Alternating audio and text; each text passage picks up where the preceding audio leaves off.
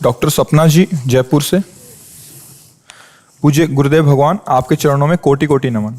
गुरुदेव, श्री जी की कृपा से मेरी शरणागति को 2 महीने पूर्ण हुए हैं। मेरा प्रश्न यह है कि मैं पेशे से दंत चिकित्सक होने के नाते कुछ ऐसे मरीजों के दंत रोग का उपचार भी करना पड़ता है मुझे, जो अपना इलाज मांसाहार अभक्ष पदार्थ के सेवन हेतु करवा रहे हैं। ऐसे मरीजों से प्राप्त इलाज शुल्क को धार्मिक कार्यों में लगाया जा सकता है नहीं? तो कैसा? महाराज जी, कुछ ऐसे आते हैं जो अभक्ष पदार्थ खाते हैं और उनका जो पेमेंट देते हैं वो फीस देते हैं, उसको क्या हम धार्मिक कार्य में लगा सकते हैं? आपका तो कार्य आपके सामने मरीज आता है और सात्विक है कि वो राजसिक है कि तामसिक, आपको इससे तो मतलब नहीं है। आप उस कष्ट निवारण के लिए डॉक्टर हैं, तो चाहे चोर आवे चाहे साधु आवे, काम तो आपका दोनों का एक ही है ना, कष्ट निवारण करना। और उसके अनुसार जो आप फीस लेती हैं वो आपकी धर्म में हुई, आपके उसके जीवन से क्या तात्पर्य? आपका उससे कोई संबंध, किसका प्रश्न? आपका उससे कोई संबंध तो है नहीं ना। आपका तो सिर्फ दंत चिकित्सा से है। अब किसी का भी दांत दर्द करे तो आपको उसको चिकित्सा करना, उसकी भेंट ले लेना, तो उसमें कोई वो क्या करता है मैं उससे संबंध नहीं। अगर हम उससे कोई संबंध बात हो तो उस पर विचार करें। हमारा केवल संबंध दंत चिकित्सा से है और हम अपनी चिकित्सा में जो खर्चा होता है उसकी हम पेमेंट ले रहे हैं, हमें उससे मतलब नहीं।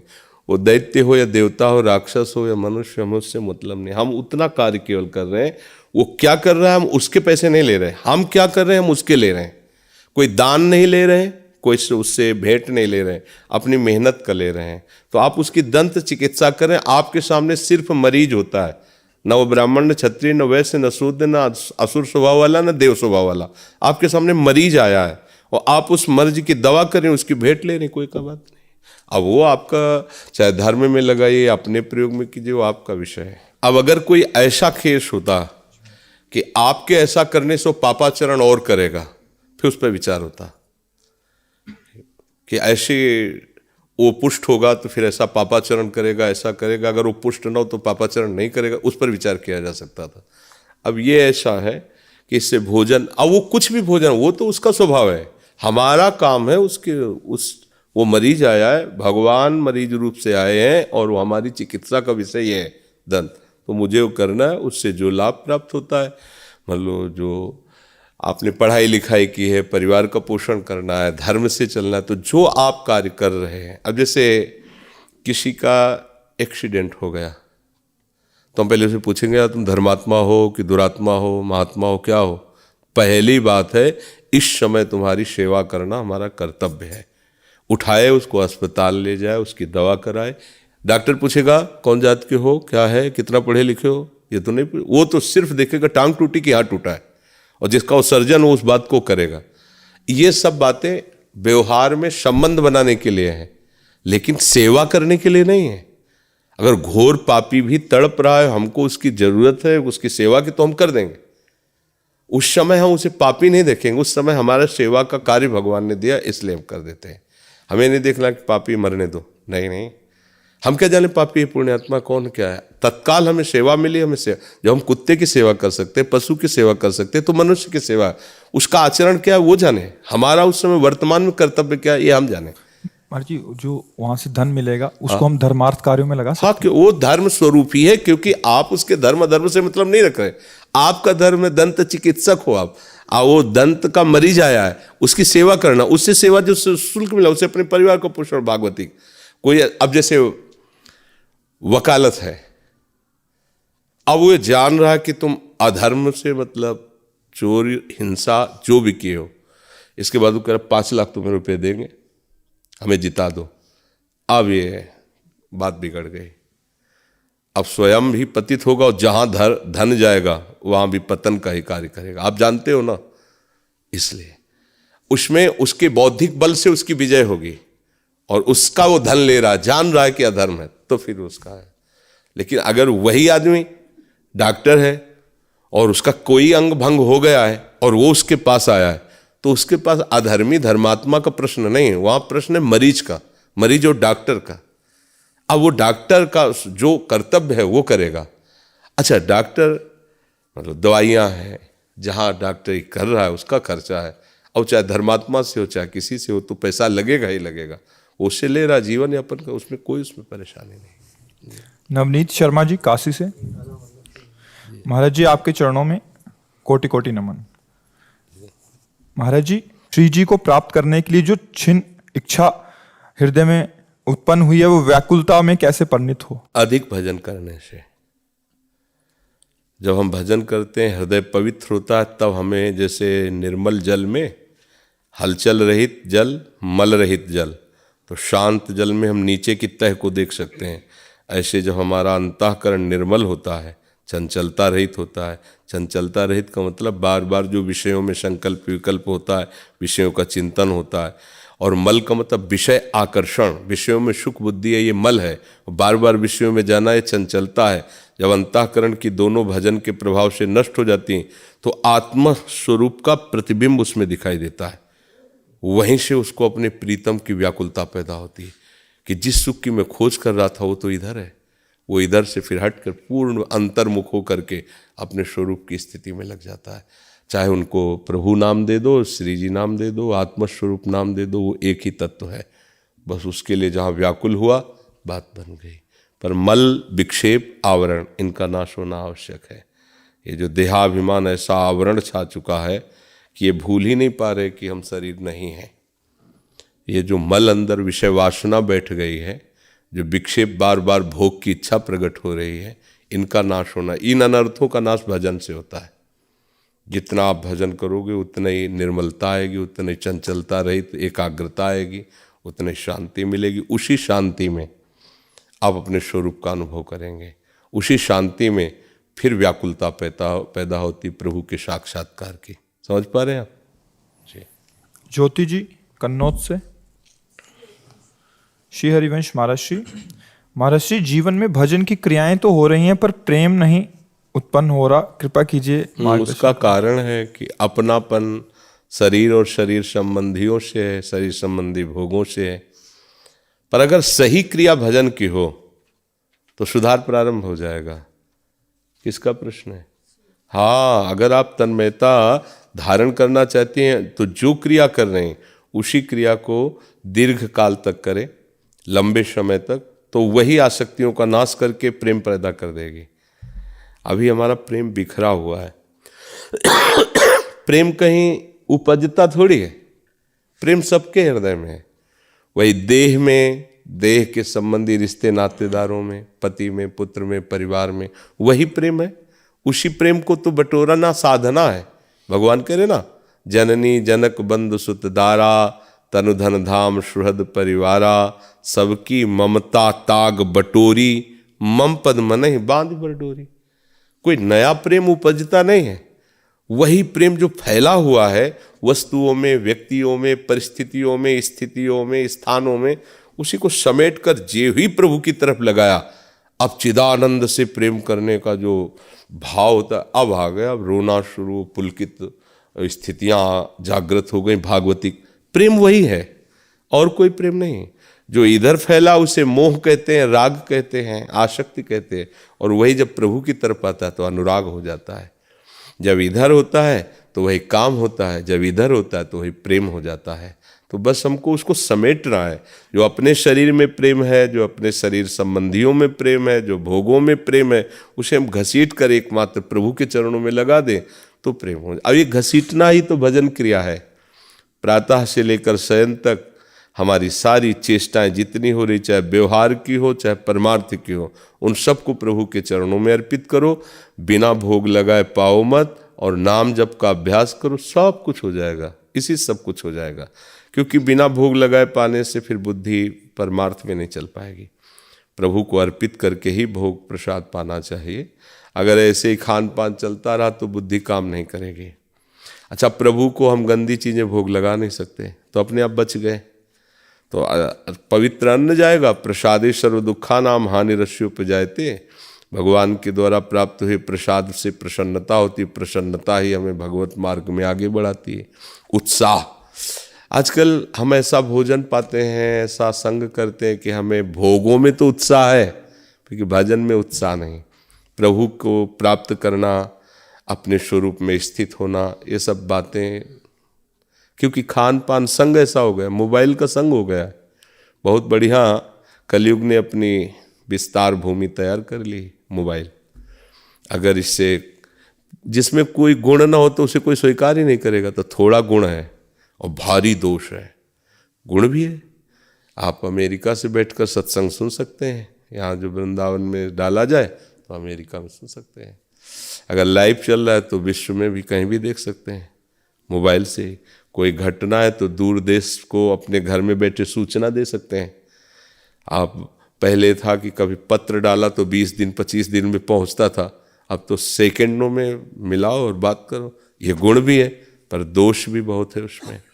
गंदी बातें, गंदे प्रपंच, दुनिया के नाटकबाजी, ये सब। तो उसमें समय तो अपनी बुद्धि यदि हम प्रभु में लगाना चाहते हैं तो हमें संग सुधारना होगा, भोजन सुधारना होगा और हर समय नाम जपने का अभ्यास करना होगा। जो चाहोगे प्राप्त हो जाएगा, जो चाहोगे।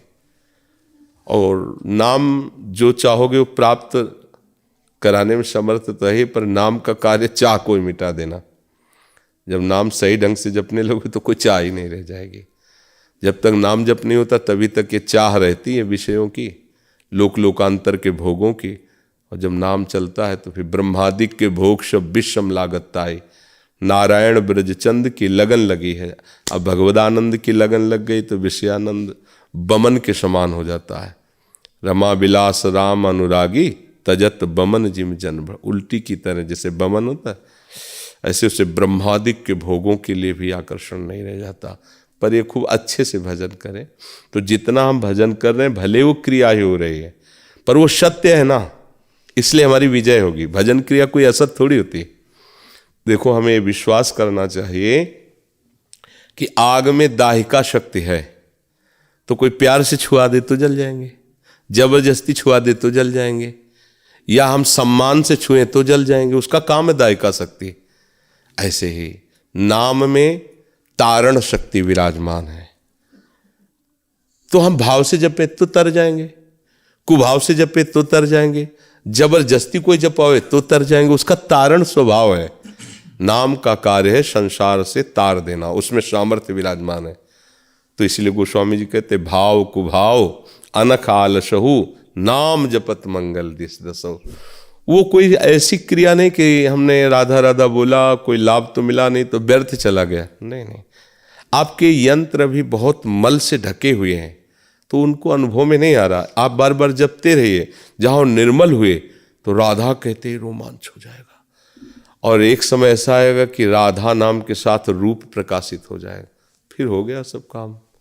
फिर तो रूप छके घूमत रहे, तन को तनिक न भान, नारायण दृगजल है यही अपने प्रीतम के याद में, उनकी स्मृति में, उनके रूप में वही महापुरुष हो जाता है। वही जगत को तारने की सामर्थ्य प्राप्त कर लेता है अपने से तारने के। मम भक्ति युक्तो भुवनम पुनात, मेरा भक्त सारे भुवनों को पावन कर देता है। तो नाम जप करें, उसे सस्ते में न लें। केवल ऐसे हम राधा राधा कहते हैं, कुछ लाभ तो मिल नहीं रहा, हम प्रेम तो नहीं। आज का सत्संग जो सुना हो तो आप उसे धैर्यपूर्वक मनन कीजिए। यही हमारी सिद्धि है कि हम हर क्षण राधा राधा बोल पा रहे हैं। इसी में हमें प्रेम हो जाए, इसी में हमें मातृ बुद्धि हो जाए, इससे बढ़कर कुछ नहीं है। अभी आनंद आने लगेगा। अभी हम नाम को, नामी को बहुत गौड़ देख रहे हैं, मुख्य देख रहे हैं संसार को। भोग सामग्रियाँ, संसारिक स्थितियाँ, सम्मान, प्रतिष्ठा, ये मिली तो भगवान की कृपा, और ये नहीं मिली तो हमें लगता है कि हमारे नाम का कोई फल नहीं। हम नाम का फल देखना चाहते हैं। नाम हो गया साधन और साध्य हो गया संसार, तो गलत है। साधन बनाओ संसार और साध्य बनाओ प्रभु का। खाया पिया, सेवा किया, व्यवहार किया, पर नाम चल रहा है। नाम हमारा साध्य है। वो फिर हमें शुद्ध ज्ञान, शुद्ध भक्ति, शुद्ध प्रेम, जो चाहोगे सब प्राप्त करा देगा। अंकिमा जी, गुरुदेव आपके चरणों में कोटि कोटि प्रणाम। गुरुदेव, चतुरासी जी का पाठ शौचालय या पादुका पहनकर कर सकते हैं, या जब शरीर अपवित्र हो तब गा सकते हैं? नहीं, हम नहीं। देखो, शौचालय में बैठे चतुरासी जी का चिंतन कर रहे हैं, ऐसा तो चलेगा, पर वहाँ गा थोड़ी सकते। शौचालय में कोई गाएगा क्या? किसका प्रश्न है? शौचालय में गाओगी क्या कि जो ही प्यारो करे? ऐसा तो नहीं होगा। शौचालय में तो मौन रहा जाता है, कुछ ऐसी शास्त्रीय आज्ञाएं जिनका पालन करना चाहिए, जैसे जप के समय मौन रहना चाहिए, भोजन के समय मौन रहना चाहिए, शौच लघुशंका करते समय मौन रहना चाहिए। जब तक पवित्र न हो तब तक शब्द कोई भी नहीं होना चाहिए। ये नहीं कि आप शौचालय में बैठे हो वहीं से आवाज़ दे रहे, नहीं, आपके सुकृत नष्ट होंगे। शासन, ये वेद शासन है, ये शास्त्र का शासन है। हाँ, ऐसा संध्या के समय भोजन नहीं करना चाहिए, संध्या के समय सोना नहीं चाहिए। तो अब उसमें जब हम कुछ भी नहीं बोल सकते तो चतुरासी जी कैसे गा सकते हैं? शौच के समय हम चतुरासी जी का चिंतन कर सकते हैं अंदर ही अंदर, जो प्यारो करे सोई मोहि भावे। उस समय हम राधा वल्लभ श्री हरिवंश नाम अंदर अंदर जप सकते हैं। शब्द तो कोई नहीं बोलना शौच के समय। और अपवित्र दशा में शौच होने के बाद बाथरूम से तभी बाहर निकले जब पवित्र हो, नहीं तो जो छूओगे सब अपवित्र हो जाएगा। फिर श्री जी का कैसे सेवा करोगे, कैसे भक्ति करोगे? मतलब शौच हुए ऐसे हाथ धोए बाहर निकल या ऐसा नहीं। अरे पहले तो था कि बाहर शौच जाना होता था, अब तो है कि आपके बाथरूम में अगर कई बार भी जाना है तो दरवाजे बंद करो, कपड़े उतार दीजिए, जितनी आवश्यकता उतना शौच जाइए, फिर पवित्र होकर फिर कपड़े धारण कर लीजिए। वो तो एक घर है ना, आजकल तो बहुत बढ़िया व्यवस्था है। तो ये नहीं कि शौच गए बाहर निकल गई, रसोई और सब छू लिया तो सब अपवित्र कर दिया, वो वैष्णव सिद्धांत के अनुसार नहीं है। लघुशंका आगे ठीक से लघुशंका में बैठो, कपड़ों में ना गिरे, लघुशंका होने के बाद हाथ धो, पैर धो, कुल्ला करो, वैष्णव हो, पवित्र रहोगे। तो पवित्रता का जितना निर्वाह करोगे उतने ही तुम भजन में आगे बढ़ोगे। और ऐसे मनमानी, अब जैसे लोग हैं खड़े खड़े लघुशंका कर रहे हैं, पैरों में छिट्टी पड़ रही है, कोई हाथ नहीं धोना, तो पशुवत व्यवहार है, फिर उससे कोई बनेगा नहीं। तो शौचालय में तो कैसे गान कर सकते हो और अपवित्र कैसे रह सकते हो? भाई शौच नहीं गए और हम पवित्र, तो हम गान कर रहे हैं, लेकिन शौच गए तो पहले पवित्र होंगे तब बाहर निकलेंगे बाथरूम से। अपवित्र होके निकलता है क्या कोई? हाँ, उसमें तो स्त्री धर्म है, तो उसमें तो बाहर गान कीजिए, उसमें शौच में क्या जानेगी? शौच में तो नहीं गान कर। अब स्त्री धर्म में मान लो मासिक धर्म, तो ग्रंथ नहीं लेना, जो हमें याद है वो हम गा रहे हैं, या मोबाइल से देख के गा सकते हैं। वाणी जी नहीं स्पर्श करना, 3 दिनों तक कोई भी ठाकुर सेवा या सदग्रंथ नहीं स्पर्श करना चाहिए माताओं बहनों को, शास्त्रीय आदेश ऐसा है। समझ में आ गया? शशांक प्रयागराज से। राधा वल्लभ श्री हरिवंश महाराज जी, गुरुदेव, मैं बाहर रहकर पढ़ाई करता हूँ, खुद से खाना बनाता हूँ, मगर कभी कभी सुबह से शाम तक कॉलेज में रहना पड़ता है और पूर्व अभ्यास के कारण बाहर का लहसुन प्याज वाला खाना खा लेता हूँ। इससे मन में बहुत गलानी होती है और लगता है कि इन नीच आचरणों से कैसे श्री जी मिलेंगी। हाँ, पवित्र मन है इसलिए ऐसा लगता है, पर जैसे आप पढ़ाई के कार्य में हैं तो जब ऐसी कोई अव्यवस्था समझ में आए तो थोड़ा कुछ जैसे किशमिश आदि ले लो, श्री जी का अपने घर में भोग लगा लो और वही ले जाओ, और जहाँ पाना हो जो भी जैसा उसमें प्रसाद डाल के प्रसाद की महिमा रख करके उसे पालो और नाम जप करते रहो, कोई नहीं बिगाड़ पाएगा। ये आपके लिए है। और जैसे विद्यार्थी हैं या राज सैनिक हैं या ऐसे हैं कि अब वो ऐसी अव्यवस्था में हैं, अब वो उनका जीवन थोड़ी बर्बाद होना चाहिए कि भजन विहीन जीवन होना चाहिए, तो ऐसा कर सकते हैं। तो सिद्धांत भी परिस्थिति को लेकर के ही चलते हैं। अगर परिस्थिति ऐसी विषम है और वो भगवत प्राप्ति करना चाहता है तो उसके लिए फिर अलग से सिद्धांत हो जाएगा। और राजकीय सैनिक है, अब हर समय बॉर्डर में या जहाँ भेजा जाएगा, और स्टोव और रसोई थोड़ी लिए घूमेगा। अब उसको तो जो वहाँ से कि मिलेगा सरकारी भोजन जैसा मिलेगा, मान लो नहीं है बख्श पा रहा, पर रोटी दाल भी तो वहीं बनी हुई है, वो पा रहा है, तो वो नाम जप करे, भगवत स्मरण करते हुए, तो मंगल ही होगा। भगवान का नाम बहुत सामर्थ्यशाली, प्रियाजू का नाम बहुत सामर्थ्यशाली, समझ रहे हो ना? हाँ, जैसी परिस्थिति है उसके अनुसार जीवन को चलावे, पर नाम न छूटे। और आपके लिए तो सुविधा है कि अपने घर में भोग लगा लीजिए किसी शादी, लेकिन अब राजकीय सैनिक के पास तो वो भी सुविधा नहीं। कब कहाँ कैसा आदेश, महीनों पहाड़ में रहना पड़े, महीनों वहाँ कहाँ ठाकुर लिए थोड़ी घूमेगा। तो इसलिए सबको भगवत प्राप्ति का अवसर है, सब कोई प्राप्त कर सकता है। बस प्रधान बात है कि स्मृति, जिनका स्मरण, यस्य स्मरण मात्रेण जन्म संसार बंधनात् विमुच्यते, नमस्तस्मै विष्णुवे प्रभु विष्णुवे। जिनका स्मरण मात्र जन्म संसार के इस चक्र को नष्ट कर देता है, उन प्रभु की स्मृति में रहना। राधा राधा राधा। मदन पाल जी, दिल्ली से। श्री हरिवंश, हे प्राण प्यारे गुरुदेव, आपके चरणों में साष्टांग दंडवत प्रणाम। गुरुदेव, श्री धाम में रहकर बाहर रह रहे परिवार के पोषण के लिए आजीविका की जा सकती है? ये नौकरी यहाँ करें और इनका परिवार बाहर पोषण हो। क्या नौकरी यहाँ हो सकती है? कोई बाहर तो ट्यूशन पढ़ा रहे हैं, दिल्ली में रहकर ट्यूशन पढ़ा कर काम चला रहे हैं। हाँ, अब मन बार बार इधर के लिए होता है, तो वैसे तो हफ्ते में एक बार आप बुला लेते हो, लेकिन तृप्ति नहीं है। तो मतलब यही बात यहाँ वृंदावन में विद्यार्थियों को पढ़ा कर ऐसा है? हाँ, कुछ ऐसा, या ऑटो का जैसे रिक्शा जैसे चला, ई रिक्शा वगैरह कुछ। हाँ, किया जा सकता है। किसी बहाने वृंदावन का सानिध्य मिले, अच्छा ये कर ले, पर उद्देश्य प्रिया प्रीतम की प्राप्ति रखे। नहीं तो एक परिवार बैंक में अधिकारी थे, वो रिटायर करके आए और बहुत बड़ा शोरूम खोल लिया। अब न भजन से मतलब, न सत्संग से मतलब, न दिनचर्या से मतलब। तो हमें लगता है ऐसे क्या वृंदावन वास, क्या इसमें वही ये आने जाने वालों को लाभ हो, सब वो जान भी नहीं पा रहे हैं कि हम वृंदावन वास कर रहे हैं। क्योंकि जैसे माहौल में रहो वैसे समझ में आएगा ना। अब आप शोरूम बना करके सामान बेच रहे हो, अच्छा ये हो कि अब समय से दुकान खोल दिया, सत्संग गए, आरती सत्संग और नाम जप अपनी एक दिनचर्या 2-4-6 घंटे खोल दिया, चलो उससे। पर ऐसा नहीं होता, माया का आकर्षण होता और अधिक। तो उसी में मुझे लगता है ये धाम भगवत प्राप्ति के लिए है, ये सच्चे धन के व्यापारियों के लिए है। परम धन राधा नाम आधार। यहाँ तो सर्वस्व प्रियालाल को मानकर उनका नाम जप कर रहे हैं और भरण पोषण मालिक करें। यहाँ तो ऐसे जन रहते हैं।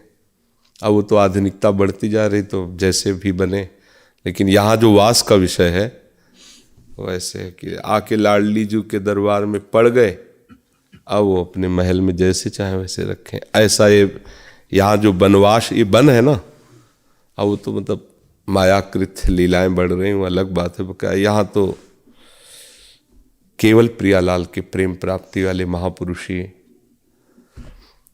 तो फिर भी जैसे बने तैसे अपने जीवन को भागवतिक बनाने की चेष्टा करें। पर फिर हम ये कहेंगे, अगर वृंदावन में धन का महत्व आ गया तो फिर परम धन राधा नाम का महत्व फिर नहीं कहीं हो पाएगा। बच्चे दिल्ली में पढ़ रहे हैं। हाँ, तो फिर इसीलिए तो कह रहे हैं, अब जैसे बने तैसे करो। पर हमारा जो संकेत है कि प्रियालाल को नाम भूल जा, क्योंकि माया भगवती छोटी मोटी हस्ती नहीं है, बहुत बड़ी सामर्थ्य है उनकी। वो कहाँ से कैसे घसीट कर प्रभु से दूर कर दें कोई जान नहीं पाता। हम ये आश्चर्य मानते हैं। कई ऐसे हमने देखे कि आके रोना और सब प्रार्थना और सब ऐसा, और माया ने अनुकूलता फेंक दी तो खत्म, भजन खत्म, चिंतन खत्म, बहू बेटा लड़का बच्चा इसी में पूरा। ये तो अब वो समझ रहे हैं वृंदावन आ गए, वास से हमारा एकदम। तो तुम वास कर रहे हो या व्यापार कर रहे हो? वास, वृंदावन वास मतलब वृंदावन बस के इतनो बड़ो सयान, जुगल चरण के भजन मिन निमिष न दी जय जान। इतना भी समय व्यर्थ नहीं जाने देना। तुम कह रहे व्यापार करो, रिक्शा चलाओ, राधा राधा राधा राधा राधा नाम जप करो, ठीक है। अब अगर कोई अर्थ की प्राप्ति होती, परिवार को भेज दो। पर आपका उद्देश्य न बदलने पावे, पर माया का कार्य है कि उद्देश्य ना बनने देना। वो ऐसी चाल चलेगी कि उद्देश्य तुम्हारा भगवत प्राप्ति बनने ही ना पावे। यही तो उसकी चाल है, बहुत बड़ी सामर्थ्यशाली है। और भक्ति का पक्ष है माया पर विजय दिलाकर भगवत दर्शन करा देना, भगवत मिलन करा देना। तो हम यही कहेंगे कि जिस तरह से जासे होए सने राम पद, ए तो मतो हमारो। जिससे भगवान के चरणों में प्रेम हो वैसे ही चलो। अब वो खुद देख लो कैसे क्या करने से होता है। महाराज जी, बच्चे जो आपके ही शरणागत हैं, इस शरीर से संबंध रखते हैं, क्या उनको डांटना अपराध है? ये तो कई बार चर्चा की है। हमें अभी जरूरत पड़े तो हम आपको दबका के गेट के बाहर खड़ा कर सकते हैं। क्योंकि हम आपका मंगल चाह रहे हैं, आपका हित चाह रहे हैं, और आप हमारे पास आए हो, इसीलिए आप हमको ये अधिकार दिए हो कि आप हमारे गुरु हो, मतलब आप हमारे अवगुणों पर शासन कर सकते हो। तो ऐसे ही पिता का अधिकार अपने पुत्र और बच्चों पर है, उनको सतमार्ग में चलाने के लिए अगर वो भय वाले वचन बोलते हैं या थोड़ा सा दंड भी देते हैं, तो पिता माता बच्चे का मंगल करने के लिए करते हैं। उसे क्रोध नहीं माना जाता, उसे अधर्म नहीं माना जाता। कई बार ऐसा होता है, वो छोटी है ना, तो उसको बहुत मतलब वो आपके हर वचन को फॉलो करना चाहती है। जैसे आपने भोजन का कुछ बोल दिया तो बहुत कम खाती है, नींद भी उसने कम की हुई है, पढ़ती भी है, साइंस साइड ले रखी है, नहीं, तो उसको डांटना भोजन पड़ता का है। कम का कितना, उससे नहीं तो पूरी बात सुनो ना जी क्योंकि हमारे पास दोनों हमारे मित्र हैं, एक प्रवृत्ति मार्ग और एक निवृत्ति मार्ग। दोनों हमारे ही हैं, हमारे ही संबंधी हैं, दोनों शिष्य हैं, दोनों हमारे ही परिकर हैं। तो हम जैसे उपदेश कर रहे हैं, तो अब आप बराबर जब उपदेश करेंगे तो एक जैसा करेंगे ना। अब उसमें विभाग करना है कि हमारे लिए क्या इसमें उपदेश है और विरक्तों के लिए क्या हो। अब विरक्तों वाला तुम धारण करोगे तो नहीं बनेगा, और गृहस्थों वाला वो धारण करेंगे तो नहीं बनेगा। दोनों का विभाग है। इसलिए अधिक कार्य करने वाला, बीमार और वृद्ध, पूरा सत्संग सुनोगे तो कहीं परेशानी नहीं होगी। 3 के लिए छूट है, वो अपनी अनुकूलता के अनुसार चलें। अब वृद्ध है, वो थोड़ी चाय पिएगा तो गर्मी आएगी शरीर में, और जवान को काफ़ी चाय की आवश्यकता क्या है। तो वृद्ध अब रोगी है, उसे सुबह दवा खानी है, अब वो 11-12 बजे तक कुछ खा नहीं सकता, तो अब कैसे चलेगा। उसके लिए रोगी, वृद्ध और बहुत कार्य करने वाला मेहनती आदमी अलग अलग। अब हमारे पास जितने भी ये सब भगवत प्राप्ति के लिए हैं, और शारीरिक श्रम ज़्यादा है नहीं, माला चलाना, आरती करना, यही सब, ये कोई श्रम वाली थोड़ी, ये तो भाव वाली चीज़ें। तो कम भोजन पाओ, नहीं आते बढ़ेंगी और उनको फड़वाना पड़ेगा फिर डॉक्टर से। हाँ, इसलिए ये कई बार हम सत्संग में बोले कि गृहस्थों के अन्न के बड़े बड़े दांत, भजन न करोगे तो फाड़ डालेंगे आंत। कोई खिलवाड़ नहीं है, ये हराम का नहीं है माल। खूब भजन करो, तपस्या करो, और जो प्रभु दे रहे हैं उसका उचित प्रयोग करो, भगवत प्राप्ति हो जाएगी। और आप सोचो हम इसके स्वामी हैं, नौकर बन के रहो पूरे जीवन। समाज का एक एक पैसा समाज की सेवा में लगना चाहिए। एक एक अन्न इसमें जो दाना खाया वो समाज की सेवा के लिए। भजन करो, समाज का मंगल मनाओ। समाज तुम्हारी जो है शरीर की व्यवस्था किया है, अन्य समाज में ही तुम पैदा हुए हैं, समाज से ही हम पोषे हैं। किसी गृहस्थ के आप पैदा हुए, किसी गृहस्थ का अन्न खा करके बड़े हुए, किसी गृहस्थ का ही अन्न पाकर भजन कर रहे हैं, किसी गृहस्थ के वस्त्र पहने हुए हैं। तो हमारा क्या कर्तव्य है? हम बड़े हो गए क्या? नहीं, हम नौकर हैं, हम सेवक हैं। हमारा कार्य है जो हमारे पास है। तुमने जो तुम्हारे पास था तुमने दिया, अब हमारे पास जो हम दे रहे हैं। तुम भिक्षा दिए, हम शिक्षा दे रहे हैं। तुम्हारा मंगल मनाएंगे। रात दिन जो भजन करते तुम्हारे अशुभों का नाश करके तुम्हें भगवदानंद की तरफ प्रेरित करेंगे। सब संतों का यही स्वभाव है। भजन करो, इसे अपनी संपत्ति मत मान लो, कम से निर्वाह करो, अधिक से अधिक भजन करो। अगर इसके भोक्ता बन गए तो फिर बात बिगड़ जाएगी ना। तो इसलिए बीच बीच में शासन रखना पड़ता है। अभी हमारे यहाँ साधुकों का बाजार का बिल्कुल बंद, कोई भी बनी हुई वस्तु बाजार से नहीं। अगर वो हमारा शिष्य है और व्यापार में है, बाहर आता जाता है, उसके ऊपर कैसे लागू होगा ये बात? तो अब सत्संग में तो हो गया बाजार का बंद, तो मान लो कुछ सदगृहस्थ हैं धारण करते हैं, पर अब वो व्यापारी है, देश विदेश जा रहा, कैसे? तो उसको अलग उसके लिए नियम बनेंगे। यहाँ जो हमारे पास है उनके लिए अलग नियम है, जो हमसे दूर हैं उनके लिए अलग नियम है। सब एक जैसे नहीं चल सकते हैं ना। विरक्ति और गृहस्थी का अलग, और गृहस्थी में भी अलग। अब एक सदगृहस्थ थमे हुए हैं, एक गांव में रहते हैं, एक किसान है, वैसे वो निर्वाह कर सकते हैं। लेकिन एक गृहस्थ है, उसको दूर देश आना जाना, ऐसा यात्रा कई कई दिन की, तो उसके लिए एक अलग सिद्धांत रहेगा। तो इसलिए समझना है। कविता जी ऋषिकेश से। सदगुरुदेव भगवान, आपके चरणों में कोटि कोटि प्रणाम। गुरुदेव, आपके श्रीमुख से अमृत रूपी सत्संग द्वारा लाखों जीवों का कल्याण हो रहा है। आप इतना कष्टदायक जीवन निर्वाह करते हुए भी सेवा परायण है। क्या ऐसा हो सकता है कि हमारे द्वारा जो थोड़ा बहुत भजन बनता है उससे आपके जितने भी प्रारब्ध हैं सब कम हो जाए? भजन से प्रारब्ध नष्ट करना हो तो अपने से हिला हो जाए। देखो, इस पर ध्यान नहीं देते। इस पर ध्यान देते हैं कि ऐसी परिस्थितियों में भी प्रियाजू हमारे ऊपर कृपा किए हुए हैं। कि हमारा शरीर अस्वस्थ है, हमारी किडनी फेल है, और उसके कारण कई तरह के कष्ट साथ रहते हैं। जैसे कोई भारी एसटी सीटर हो ना, तो 2-4 लघुआ भगुआ उसके पास बले रहते हैं, उसके सहयोगी। ऐसे ये भारी किडनी का रोग है ना, ये कोई दिन बख्शता नहीं है। कभी ये दर्द, कभी ये दर्द, कभी ये परेशानी, कभी वो परेशानी, क्योंकि बड़ा रोग है ना जैसे किडनी। लेकिन बड़ी कृपा है, छोटी मोटी कृपा नहीं है। हमारी दिनचर्या चल रही है। हमको भजन श्री जी की प्रसन्नता के लिए लगाना है, शरीर स्वस्थता के लिए नहीं। अगर कह दें कि शरीर स्वस्थता से ही भजन होगा, असली भजन नहीं होता। शरीर स्वस्थता से असली भजन नहीं होता। असली भजन होता विपत्ति में। आप ध्यान दीजिए, जब आपका कोई नहीं होगा और आपको कहीं कोई प्यार करने वाला नहीं होगा, और जिससे प्यार किया है वो ही धोखा दे रहा है, अब क्या रह गया? हे प्रभु, हे प्रियाजू, बस अब असली भजन होगा। तो प्रियाजू ने कृपा किया है, असली भजन का मार्ग दे दिया है। अच्छा, वो ऐसे कष्ट में भी देखो आपके सामने बैठे हैं। अतरे दिन डायलिसिस होता है, बड़ी परेशानियां रहती हैं, तड़पन होती है, जैसे मछली तड़पती है, ऐसे डायलिसिस में कष्ट होता है। पूरा जब रक्त नहीं, घंटा भर तो थोड़ा कम दर्द होता है, फिर 1 घंटे के बाद जो दर्द शुरू होता है, 4 घंटे का डायलिसिस होता है। पूरी नसनाड़ी ऐसे पैर फटकते हैं, ऐसे ऐसे बेहोशी सी रहती है, ऐसे 4 घंटे। और इसके बाद फिर 8-10 घंटे भारी कमजोरी, ना कुछ खाना पीना अच्छा लगता है, ना उठना बैठना, बस पड़े रहो ऐसे। फिर भी शाम के 3 बजे डायलिसिस संपन्न हुआ होगा और 2 बजे स्नान करके यहाँ की दिनचर्या चल रही है। तो अब ये केवल श्री जी की कृपा से है। अब हमको और की क्या जरूरत है? इतनी कृपा पर्याप्त। स्वस्थ होते तो क्या करते? खोपड़ी के बल थोड़ी खड़े होते, यही करते तो श्री जी वही करा रहे। अब क्या जरूरत है कि रोग नष्ट हो जाए? अच्छा, जितनी आयु प्रियाजू ने पहले निश्चित कर दी उतनी ही है। वो कोई भजन बल से ऐसा नहीं कि हम क्यों जीना चाहें?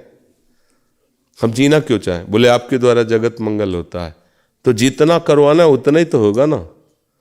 और जो उनको करवाना है तो किसी भी स्थिति में करवा लेंगे। हम स्थिति क्यों बदलना चाहें? हम जीना क्यों चाहें? हमारा जीवन श्री जी है, और वो चाहती है कि हम 50 वर्ष यहाँ रह के ऐसे बोले तो ऐसे डायलिसिस होता रहेगा, ऐसे होता रहेगा। और वो चाहे कि शाम के आ जाओ, सेवा में उपस्थित हो, तो चाहे अमृत पिला दो, शाम का शरीर छूट जाएगा। तो अपने तो सिद्धांत जानते, सत्य को जानते, फिर उसके लिए क्या मोह माया करला कि अगर भजन के बल से होला तो ऐसे ऐसे साधक साधिका है। जैसे हम बीमार हुए थे ना, वो ऑपरेशन और सब इन्फेक्शन हो गए। एक बार सत्संग में कहा था, कृष्णाय वासुदेवाय हरे परमात्मने प्रणत क्लेशनाशाय गोविंदाय नमो नमः। ये महान शक्तिमान मंत्र है, इसका अनुष्ठान करने से किसी के भी कष्ट दूर हो सकते हैं। तो पता लगा सब साधक साधिका इसी का अनुष्ठान कर रहे हैं कि हमारे गुरु जी का शरीर स्वस्थ हो जाए। कृष्णाय वासुदेवाय हरे परमात्मने। और हमें लगता है कि इन्हीं सबके आशीर्वाद से ही ये शरीर चल रहा है, ये चल रहा है।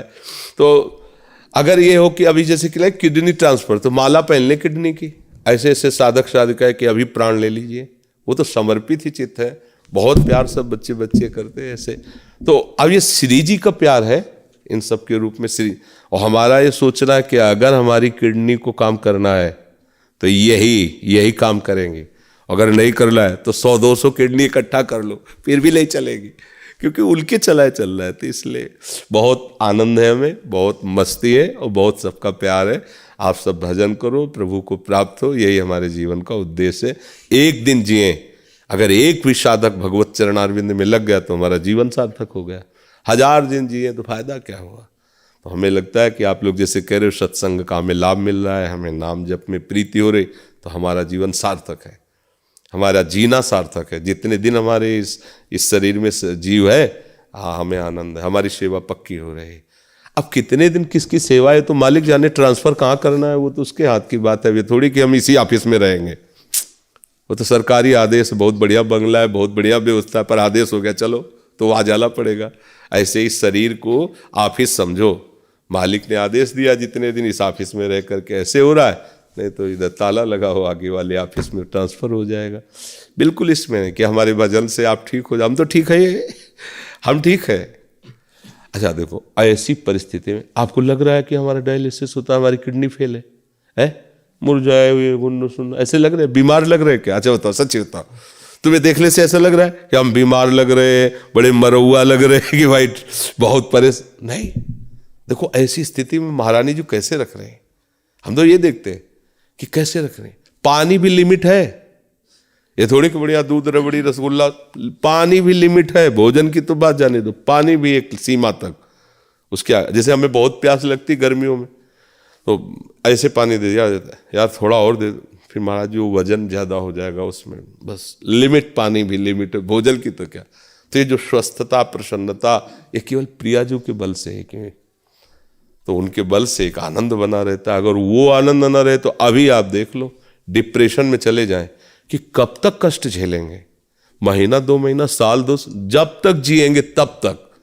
और रोज का रोज ये डायलिसिस कोई दवा थोड़ी है, ये तो बने हुए विकार को केवल निकाल देती है। रोज का रोज किडनी और भी असमर्थ होती जा रही है, इससे कोई समर्थ थोड़ी हो रही। एक दिन तो जाना है, जाने की तैयारी कर लो। जो पहले से तैयार न थे वो पछता कर चले गए, जो पहले से तैयार है मुस्कुरा कर जा रहे। मरने से सब जग डरा, मेरो मन आनंद, कब मरी हो कब भेटी हो पूरन परमानंद। इसलिए घाटे का सौदा ले, खूब नाम जप करो।